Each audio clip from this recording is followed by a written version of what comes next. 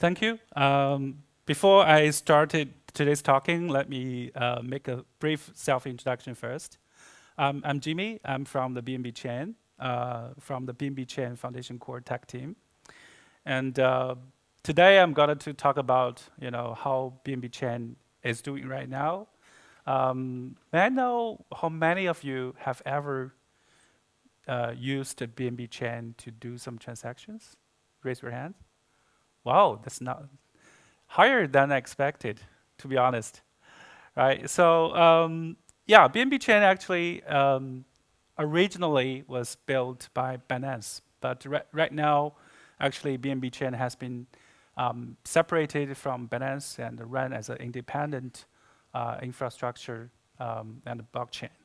So just as other blockchains, the BNB Chain is also community driven, and also we are open source, and you can find the ecosystem quite comprehensive, from the DeFi applications to the games and to other kind of stuff, including the very hot topic about the AI and also the decentralized social media applications.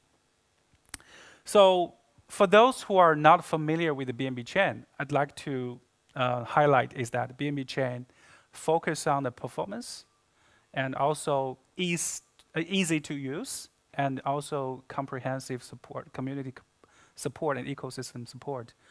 Because we basically want to make sure everyone can easily build applications on top of the BNB Chain, because the BNB Chain actually is fully EVM compatible. At the beginning, from the day one of the BNB Chain, we try to make sure developers can migrate their existing code to the BNB Chain without any blockers. So yeah, I'm very excited to be here. This is also my first time to Belgrade. It's a very exciting journey. Yeah, so I'd like to introduce our mission. Is to, just I mentioned, we are trying to provide an infrastructure that can onboard next billion of users. So that's the reason why we want to pursue the throughput of the network and also the community governance of the network. So, oh sorry. So I'd like to give you a very high level of BNB Chain by the numbers, by some of the key metrics. So BNB Chain actually is not a single chain. We already have 3 chains in mainnet state. The first one, of course, is the BSC, which is the BNB Smart Chain, which is our layer 1 network that fully compatible with the EVM. And the layer 2, we do also have a layer 2 because the BSC also face the same challenges as the other networks. So we use the similar concept of the layer 2 on top of the BSC to solve the scalability problems. So right now, there are a couple of the layer 2s already. One of the layer 2, which is the OPBNB, which is optimistic rollup. And we use the kind of the performance optimized or performance redesigned optimistic rollup on top of the BSC. So here you can see that the daily transactions of the process on the OPBNB is quite high. Of course, this number, 71 million transactions per day, actually it happened in last year, in December of 2023, because of the inscription hype. But on average, you can see 10 to 20 million transactions being processed on the OPBNB mainnet. At the same time, the OPBNB also targets to be most affordable layer 2 network you can find in the Web3 world. And again, as I mentioned earlier, we focus on the performance and throughput. So right now, the block size or block gas limit is 100 million per second, which means it can handle around 5,000 transactions per second. I mean, the native transfer transactions. And we are in the progress of expanding the gas limit of each block to 200 million within 2024 by doing some of the performance optimizations, including, for example, the I/O database optimization of the client, also introduce the parallel EVM and other kind of the techniques. For example, the cache optimization, also some of the algorithm that can handle the to reduce the chance of re-execution and the simulation execution, this kind of things. So our target within 2024 is to increase the throughput of the OPBNB to 200 million per second gas, I mean. For the BSC, one more thing is that OPBNB, from the DAO perspective, is very high at this moment. If you look into our Explorer, you can find the key metrics information there. And for the BSC, which is the layer 1 network, the total volume locked, TVL, is 4 billion. Because we make the BSC, the layer 1 network, is a DeFi hub of the BNB Chain ecosystem. So that means we encourage the DApp builders to build financial related applications on the BSC because it's huge TVL. And of course, the average transaction cost on the BSC is, compared with other layer 1s, is much lower. And the priority of the BNB chain is also the security. We have a proactive way to protect users. So in 2023, we reduced 85% of the financial loss just in 1 year, which I personally feel very proud of our Avenger DAO, which is our security community that keeps the whole network safe. So this is the very high level of the BNB chain key metrics. So today, in this sharing, I want to introduce a concept that we believe that which will be very useful for the DApp builders. We call it the one BNB paradigm. So if you are familiar with the BNB chain, actually, I just mentioned we have 3 chains. One is the BSC, of course, and the OPBNB, the layer 2 network, and also the BNB Greenfield, which is a decentralized storage network. So you can think it as a, sort of the object storage, just like AWS S3, right? So you can save your files to the Greenfield, which is a network, and your file will be, sharded into different storage providers, and each of the storage providers can serve the users either by, allowing them to uploading to the files and downloading the files, and also get the rewards by the BNB token. So come back. So what is one BNB? So we want to make sure the DApp developers, or we can enable the DApp developers to use the one tech stack within the BNB chain ecosystem to build their fully on-chain applications. From the front end to the business logic and to the back end, even to the data layer. So we want to integrate the 3 different chains with the programmability and interoperability among different chains within the BNB chain ecosystem. And the developers do not have to, hop on and hop out and go to other places to find the resources to build the application. They can use the simple, streamlined development process and also the same wallet address to manage your assets and also manage your smart contracts. So this is a very high-level diagram. We want to introduce what the one BNB chain really is. So from this diagram, you can see on the left hand, which is a typical DApp architecture. You can find when you try to build the application. From the front end, basically it is written by any front end libraries like the React or Vue or even the raw HTML, right? So this kind of things can be hosted on the Greenfield web hosting service. So that means just like the serverless concept, you can just build your front end and put everything, upload your scripts or files and any other things to the Greenfield, and Greenfield will be your decentralized web hosting service. So this is the front end part. The business logic part, actually, we encourage DApp developers to build their smart contract on the BSC or OPBNB. So it depends on the type of your applications, right? So if just a simple user interactions, which is very high frequent operations, we recommend developers to build on the OPBNB, which has higher throughput and shorter block time, which is 1 second compared with the BSC with the 3 seconds, right?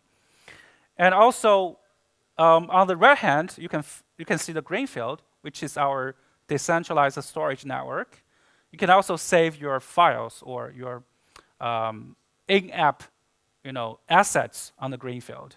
So the Greenfield will, allow you to distribute your contents easily. Globally, so that your users are able to access these kind of the files or contents with a very quick latency, with very limited latency to increase your user experiences. So among the different components of the one-stop DApp app stack, or we can call it one BNB, we actually built the interoperability among different chains. For example, the OPBNB and BSC, there is a layer between the OPBNB to the Greenfield, also the BSC to the Greenfield. So the object you saved on the Greenfield can also be accessed from the smart contract. For example, if you upload a file to the Greenfield, you want to change the permission of this file, or you want to change the ownership of this file, or you want to set a different policies of, for example, to change the group or metadata of this file, this kind of things can be managed from the smart contract. That means from your business logic, you can also control your app object stored on the Greenfield. So this kind of the programmability or interoperability we have built into the BSC and OPBNB. So it's kind of the system smart contract, you can just call it, and it's pre-compiled, and you don't have to worry about the implementation of these kind of things. So the purpose is that we want to build a streamlined developer experiences to enable developers to build the fully on-chain applications without worrying about too much about actually we want to abstract away as much as possible to simplify, to make the developer's life easier.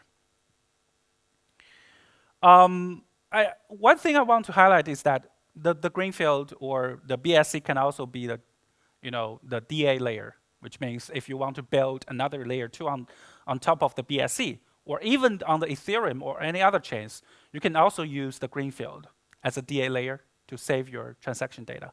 That is also possible. Okay, so let's dive deeper into the programmability of on-chain assets. I would like to take the game as example, because the game on the BSC or on the BNB Chain ecosystem is quite popular. So I'd like to use the game as example.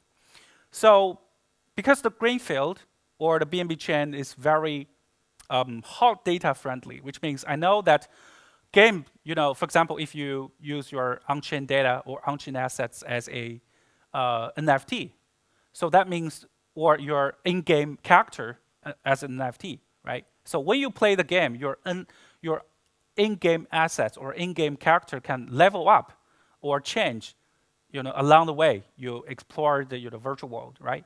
So that means the assets that are related to your character or to your virtual assets or virtual equipment in the game need also, to be upgraded during the time, right? So that's the reason why we introduced this concept, because compared with the other decentralized storage, for example, the Airwave or APFS, it's quite, permanent storage. It's sort of, it's not that flexible if you want to, even if not, impossible, right? So if you want to upgrade your assets or change your file, usually it takes a very long time, right? But Greenfield is instant. You can do it with, the JavaScript API or library immediately, or even through the other clients, you can do it very easily. And also, you can also change the permission and metadata of this file. At the same time, every object that is saved on the green field can also will be be mapped to a NFT. So that means your data on the green field can also be exchanged in the open marketplace. I mean the NFT open marketplace. So imagine that you have a very cool, very sexy equipment in the game. You want to send it to your friends, right? That is possible. You can just put it on the NFT marketplace that your friends can just purchase it, right? Or you can share with the peers in the game that they can also purchase in the marketplace. After that, the ownership of this file that's saved on the green field will also be transferred. So this kind of things can be abstracted away again when you build a on-chain game. That is, I think, is a very good tool that can simplify your game development. Another typical use case I want to highlight here is that, for example, if you are a writer or you're writing a book, your book can also be uploaded to the storage network and also measured as a NFT. You can sell your book, and if someone wants to read your book, they can just purchase the NFT and get the permission to read it. So this kind of things, we want to promote the concept of the data tokenization or data exchangeability among your users. So how do we do it, right? So if you look into the diagram on the left, you can see here in the middle between the BSC and the green field, of course, it is same for the OPBNB, right? There is a relayer in the middle. That means the messages or events will be relayed back and forth between the BSC and the green field network. As a user, if you upload a file to the green field, for example, you directly interact with the green field, this kind of the events will be measured back to the BSC to update the status of the smart contract. Of course, you can also change the smart contract dates by sending transactions to the BSC, and this event will be related to the green field to update the status of the metadata of the storage. So this kind of things is streamlined, and you can do either way, either from the smart contract or from the storage provider, from the library SDK of the green field. So these two ways can always synced in the middleman of the relayer in the middle. And you can see there are SPs, which means the storage provider. So we do have a mechanism of the consensus mechanism to allow storage providers. For example, if you have a powerful storage servers, you can join the Greenfield network as a storage provider to provide the services to the ecosystem. For example, if I am a user, I upload files, I can choose which storage provider I want to save my file, and you can get rewards. And because users have to pay to upload the files. And also, users have to pay when they download the files. Those kind of bandwidth and the computing resources can be utilized to help the ecosystem to build on top of it. So this is the high-level idea we want to introduce into the DApp development. So let's see what we are doing in this year, in 2024. I know it's already half of 2024. We have already spent 50% of this year. It's quite fast. But actually, I'm sorry. Actually, because some of them has already been implemented. For example, the 1BNB paradigm has been implemented partially. And also the OPBNB Connect, which is provide the interoperability among different layer 2s on top of the BSC. This is also partially implemented. The version 1 has been there. And the BNB Fusion, I mean the BNB Chain Fusion is, we want to streamline the whole ecosystem of the BNB Chain because originally we do have a BNB Beacon Chain. If you are familiar with the BNB Chain ecosystem, is that it is a governance chain and it provide the staking services and also provide the consensus mechanism and the governance mechanism of the BNB Chain. So we want to discontinue the Beacon Chain and merge the Beacon Chain functions with the BSC. So it is still in progress. It will be finished by the mid of July. right? So it's if you are a BP2 or BP8 tokens holders, you have to transfer your tokens to the BSC directly. And this kind of the streamline can bring some benefits for the DApp developers and the users. For example, we want to reduce the cross-chain communication from the beacon chain to the BSC, which can have some security exposure to attackers. So we want to streamline these kind of things to reduce the risk. At the same time, we want to streamline the whole governance process so that we can involve more community engagement by introducing the native staking services and also governance services to the BSC. So if you are a BNB holder, you can just participate into the governance directly. At the same time, we are going to, just I mentioned earlier, we want to increase the capacity of the BNB chain. We are going to introduce the parallel EVM and also the Greenfield 2.0, etc. So this kind of things has been shared on our BNB chain forum. You can find the detailed roadmap of 2024 and also participate in the discussion. And we are looking for more community feedbacks and also engagement and the community interactions that can help the whole ecosystem to succeed. Sorry. Yeah, so next thing I want to introduce is that it's part of the BC Fusion I just mentioned. It's part of the BC Fusion. We are trying to introduce the PBS, which is Proposer Builder Separation in the BNB chain ecosystem as well. Before we do this, actually the BNB, the MEV market is not that apparent and transparent and fair, to be honest, because I know some of the BNB validators actually provide the MEV service or private mempool to the traders, to the searchers in private. So you have to have a strong relationship with these validators if you do the arbitrage, right?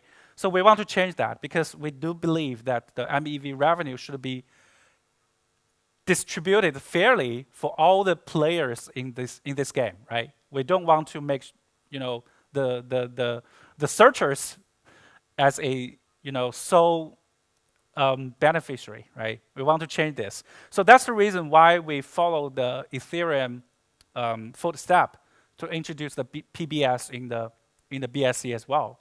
But because of the BSC, the consensus mechanism is a little bit different from the Ethereum because our block time is shorter and the throughput of the BSC is higher, right? So we remove the concept, the relayer.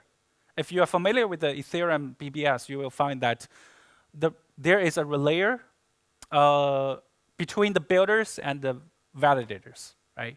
But in BSC, we remove this concept because we do believe the relayer actually does not provide enough justification for the BNB chain. So we remove that to make the whole process simplified and more efficient. So as a searcher or as a trader, you can just find a builder RPC endpoints to configure in your wallet, or you can just send transactions through the private mempool from the builders, and the builders can be registered with multiple validators. You can find the most appropriate builders for your case. So this has been online already from May, by the end of the May. So that means today it has been available. You can find the related information from the BNB portal and find the most appropriate builders you want to connect with. So this is a diagram. I know it's a little bit overwhelming, but the concept I want to introduce here is a very high-level process it looks like. And the key difference is that we remove the layers and also introduce the new concept we call it the MEV. It's really MEV Sentry. I always cannot remember the words. Actually, it's in the middle to protect the validators and also set up the connections of the builders. So the builders can, through the MEV Sentry, to register with the multiple validators to provide the best services. At the same time, the validators does not have to expose all the secret information to the builders to protect the users, and it's also protect the security of the whole network. So this is something we want to introduce to the BSC ecosystem and also protect the users, from the technical innovations.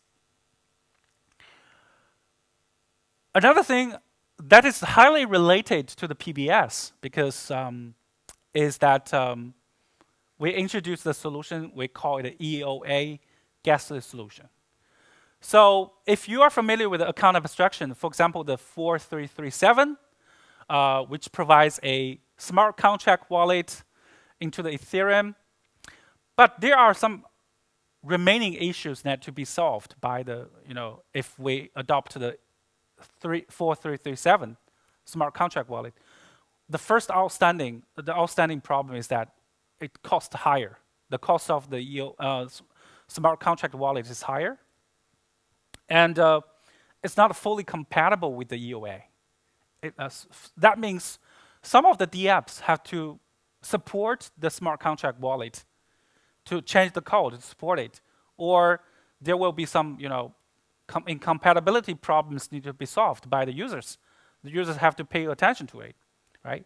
And in my view, we see that the EOA, the external account, still be the mainstream in the coming 1 or 2 years.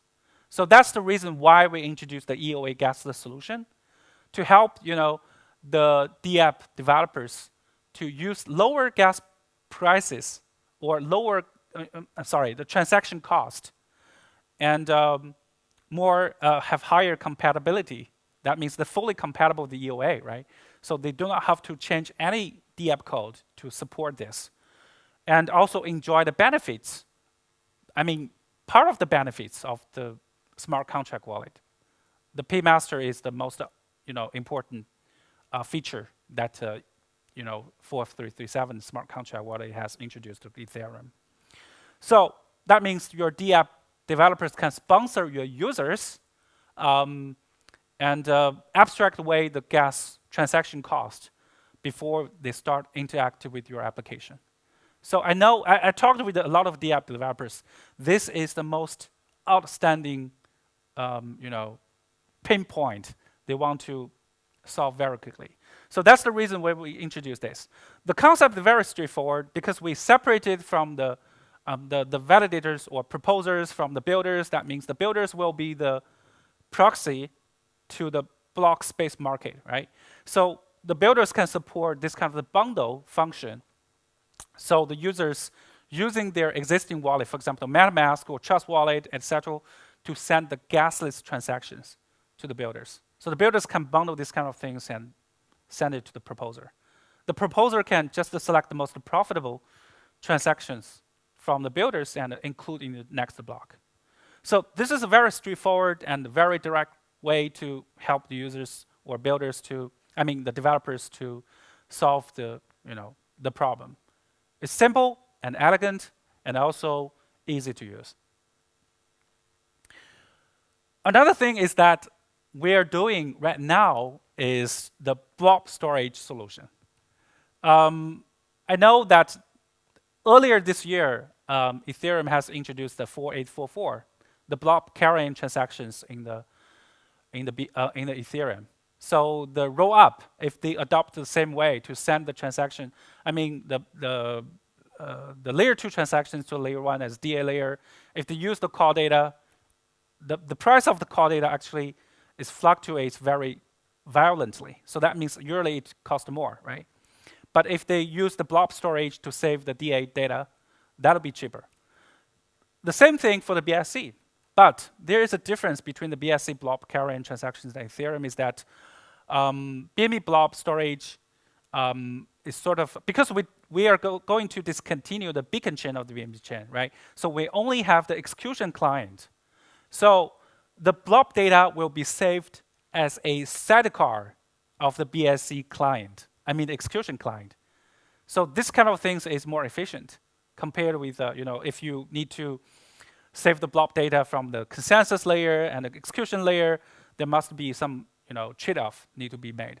But for the BNB chain, we just use it, save as a sidecar, and after 18 days, it will be removed from the client. So at the same time, we also, there is a synchronization between the BSC to the Greenfield. This kind of the blob storage will be synced to the greenfield as a permanent storage.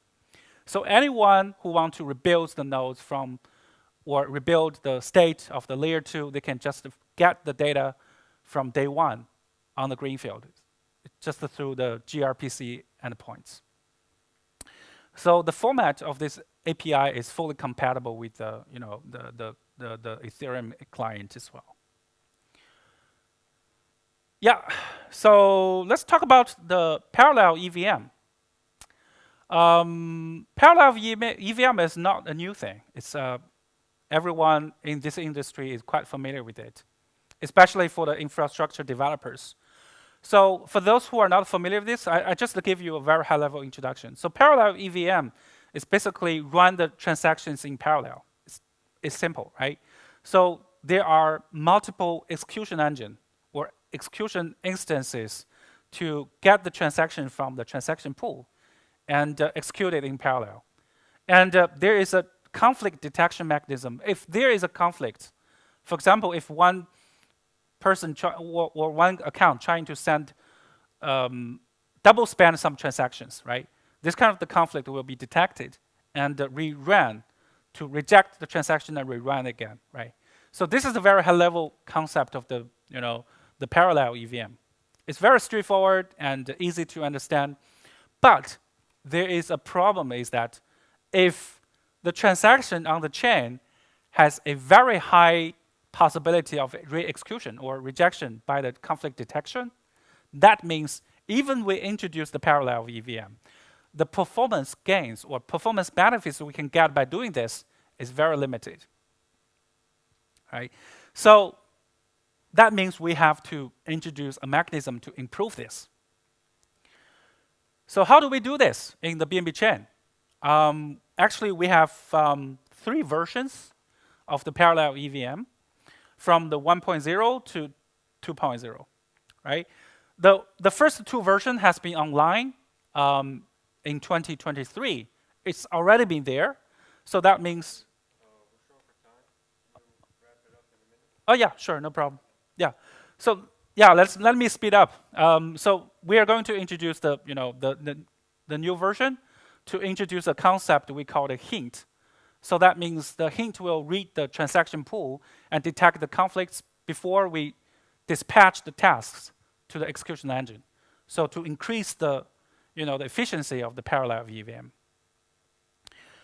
So this is the new version we are going to introduce in this year, and we expect to, according to our benchmark, it will increase the performance by 30%, according to our current testing.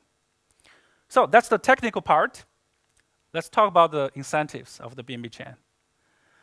So we have the financial incentives and ecosystem incentives, including the grants and also the kick-out stops programs. This kind of things you can find our web portal. I don't want to spend too much on this.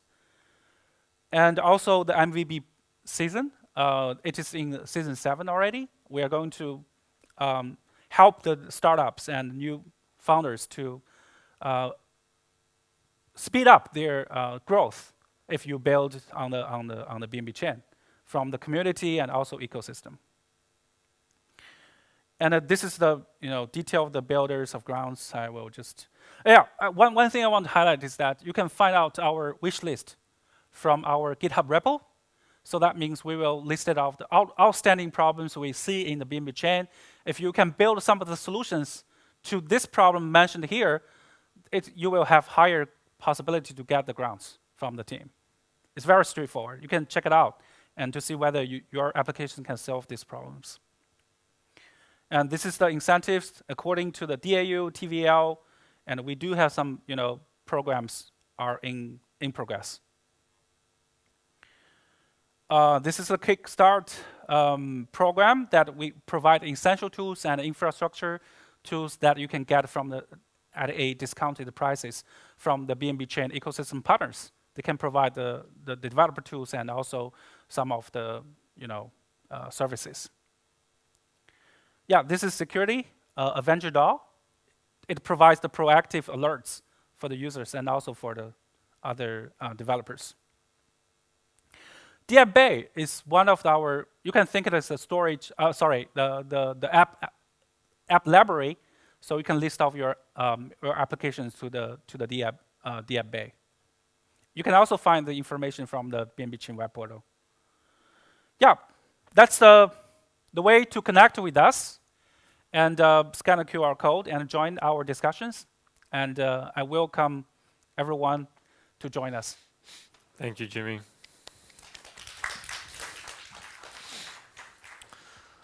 We maybe have time for one question, if any. All right. Just wait for the mic.